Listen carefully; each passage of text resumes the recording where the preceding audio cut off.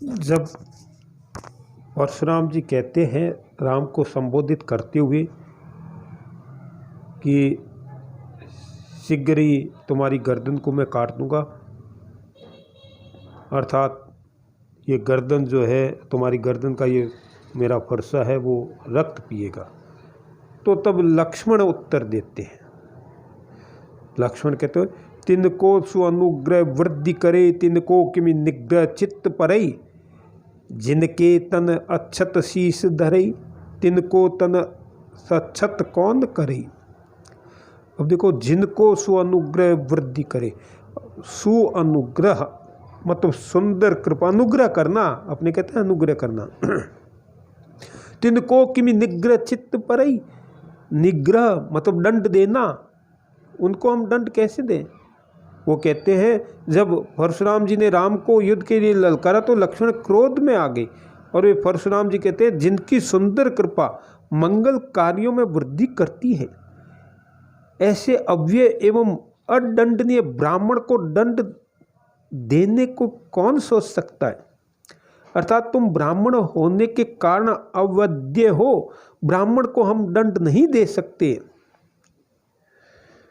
संसार में जिनके सिरों पर अक्षत रहता है, अर्थात पूजते हैं हम, उन ब्राह्मण को कौन जख्मी कर सकता है। लक्ष्मण का कहने का भाव यह है कि तुम ब्राह्मण होने के कारण अवध्य हो, अन्यथा मैं अभी तुम्हें सुरपुर पहुंचा देता।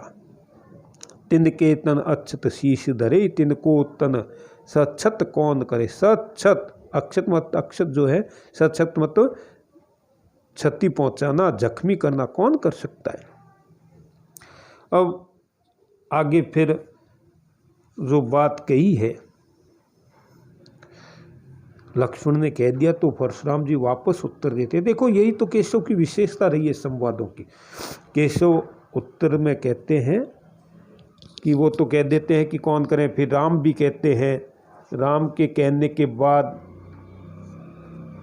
फिर परशुराम जी कहते हैं हाथ धरे हथियार सब तुम शोभत हो, मारन हारई देख कहाँ मन शोभत हो, क्षत्रिय के कुल हुए किमि बैन न दीन रचो, कोटि करो उपचार न कैसो मीच बचो।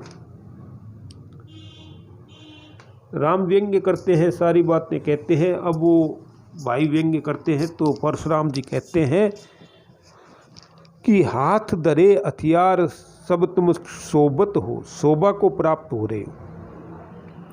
यहाँ वो कहते हैं राम की यह बात सुनकर कि सूर्यवंश का कोई भी व्यक्ति किसी भी ब्राह्मण से युद्ध करने के लिए तैयार नहीं है। हम आपको ब्राह्मण, सूर्यवंश है, हम रघुवंशी है, सूर्यवंश है, ब्राह्मण का वध हम नहीं कर सकते। क्षत्रियों का परम कर्तव्य कि ब्राह्मण गौ, नारी, बालक, वृद्ध और रोगी की रक्षा करे। परशुराम जी कहते हैं, वापस उत्तर देते हैं कि तुम सब लोग हाथों में हथियार धारण करके शोभित हो रहे हो, अतः मुझे मारने वाले को सामने देखकर तुम्हें अपने मन में डरना शोभा नहीं देता है। तुम क्षत्रिय कुल के हो और मुझसे डरे हो।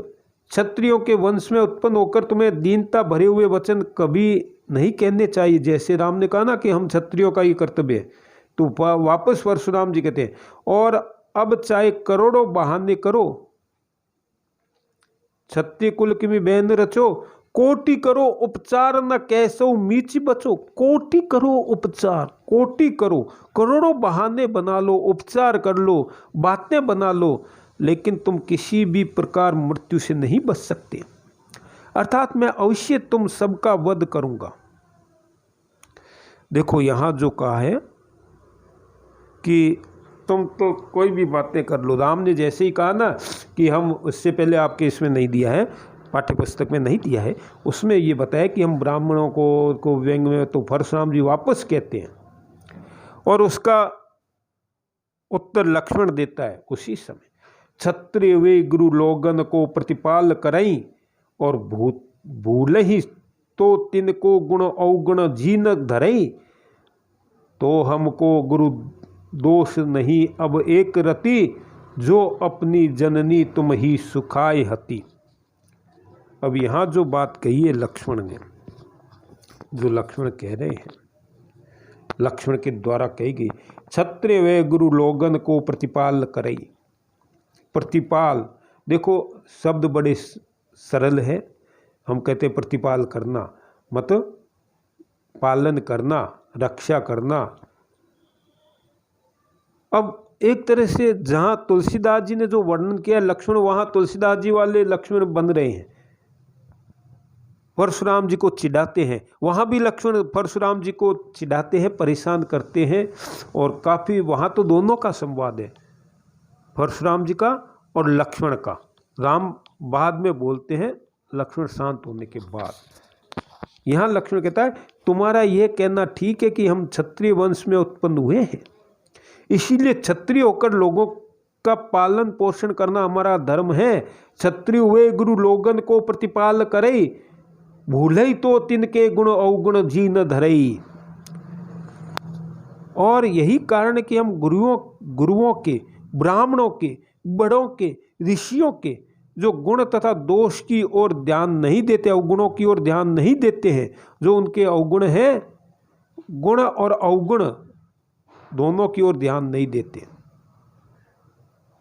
वरना तुम्हारी क्या मजाल है, तुम कैसे कह सकते हो, तुम इतना सब कुछ कह चुके फिर भी हम चुप है, चूँकि तुमने सुखपूर्वक अपनी माँ रेणुका की हत्या कर डाली थी, अतः तुम्हारा वध करने में हमें किसी प्रकार भी ब्रह्म हत्या का रत्ती भर भी दोष नहीं लग सकता।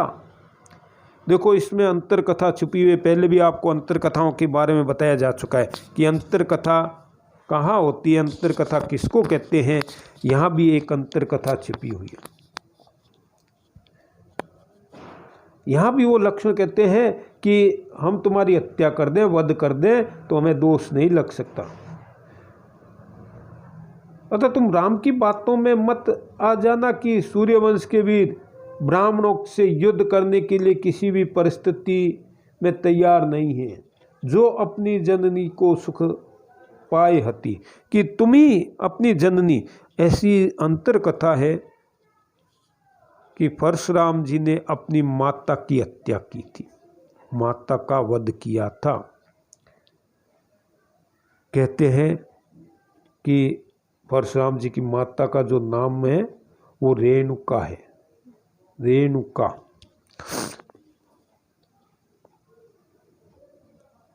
पानी लेने गई थी नदी के किनारे, वहाँ उसके कुछ जगह इसकी अलग अलग व्याख्या की गई है कि इंद्र को देख करके या अन्य देवता को देख करके मोहित हो गई। परशुराम जी के पिताजी त्रिकालदर्शी थे, उनको उनके मन के बुरे विचारों का पता लग गया और उन्होंने पहले जो दूसरे भाई थे परशुराम जी के, उनको आज्ञा दी कि तुम अपनी माता का वध करो, तो कोई भाई तैयार नहीं हुआ। परशुराम जी तपस्या करके आए हुए, पिता ने आज्ञा दी थी, परशुराम जी को ये कहा कि अपनी माता का वध कर दो। परशुराम जी ने पिता की आज्ञा का पालन किया और उन्होंने अपनी माता का वध कर दिया। आरोप भी लगाते हैं परशुराम जी पर कि उन्होंने अपनी माता का वध कर दिया, क्योंकि देखो क्या है, यहाँ तो बातें परशुराम जी के पिता परशुराम जी के गुरु भी थे, तो यहाँ दो की आज्ञा हो गई, गुरु और पिता की आज्ञा हो गई।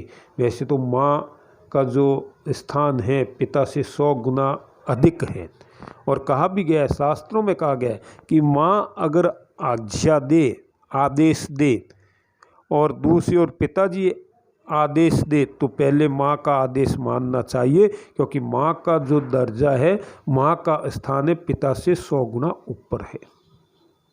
अब यहाँ पिता और गुरु का आ गया, तो जैसे ही उन्होंने कहा कि अपनी माता का वध कर दो, परशुराम जी ने ये नहीं पूछा, प्रश्न नहीं किया, और उन्होंने माता का वध कर दिया। पिताजी प्रसन्न हो गए और परशुराम जी से कहा कि वर मांगो। जो इच्छा है वर मांग लो, मैं प्रसन्न हूँ। परशुराम जी ने क्या वर मांगा? उन्होंने कहा कि हे पिताजी, अगर आप मुझ पर प्रसन्न हैं और आप वर ही देना चाहते हैं तो मुझे एक ही वर दें, वो ये है कि मेरी माता वापस जीवित हो जाए और आप मेरी माता को वैसे ही अपनाए जैसे पहले अपनाते थे। और एक बात कि मेरी माता को ये पता न चले कि मैंने उनका वध किया है। मेरी माता को ये भी पता न चले कि मैंने उनका वध किया है। और पिताजी ने यही वरदान, यही आशीर्वाद दिया कि जा ऐसा ही होगा। तो ये है अंतर कथा। आपको लिखना होगा, जब आप व्याख्या करेंगे, व्याख्या के 3 भाग करेंगे, प्रसंग और संदर्भ में भी कर सकते हैं। उसके बाद में आप जो ये व्याख्या बताइए आप लिखेंगे, और तीसरे में लिखेंगे अंतर कथा। तीसरा जो भाग होता है विश्लेषण एवं मूल्यांकन, या किसी में आप लिख सकते हैं टिप्पणी, या किसी में लिखेंगे विशेष। उस तीसरे भाग में व्याख्या के आपको जैसे कौन सा अलंकार है, क्या विशेष बात कही गई है, क्या इसमें अंतर कथा है, मुहावरा है, जो भी उसमें विशेष बात आए वो तीसरे में आप करें। तो ये जो व्याख्या है, ये जो लक्ष्मण के द्वारा कही गई बात है, अंतर कथा भी इसमें छुपी हुई है। अब कल आगे फिर अगले जो आपका वीडियो होगा उसमें फिर विस्तार से आपको बताया जाएगा।